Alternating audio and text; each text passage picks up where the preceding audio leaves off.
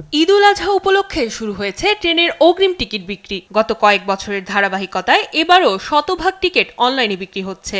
ফলে কাউন্টারে নেই চিরচেনা দীর্ঘ লাইন, যাত্রীদের ভিড়। রাজধানীর কমলাপুর রেলওয়ে স্টেশনের টিকিট কাউন্টারগুলো অনেকটাই ফাঁকা।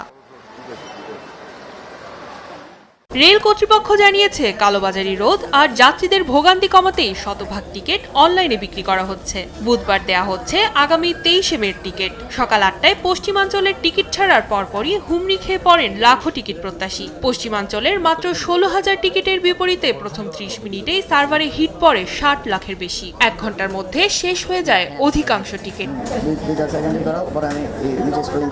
শতভাগ অনলাইন পদ্ধতিতে টিকিট বিক্রি নিয়ে সাধারণ মানুষের মধ্যে রয়েছে মিশ্র প্রতিক্রিয়া। আমরা তো অনলাইনে জিনিসটা বুঝি না, আমরা কাউন্টারে আমরা ঠিকভাবে পাইতাছি না, টিকিট না পাওয়াতে আমরা একটু ভোগান্তির মধ্যে পড়ে আছি। যে টিকিটটা আমি আগেই কাটিয়ে রেখেছি, এখন আমি টিকিটটা আর কি উঠাইতে আসছিলাম, তা বললো যে আধা ঘন্টা পর আসি, এর জন্য লাঞ্চে গেছে আধা ঘন্টা পরে আর কি। হ্যাঁ, ইনশাল্লাহ এটাই সহজ। আমি এটাই মনে করি যে অনলাইনেই চুরি বাটপারি ছিটারি হয় না।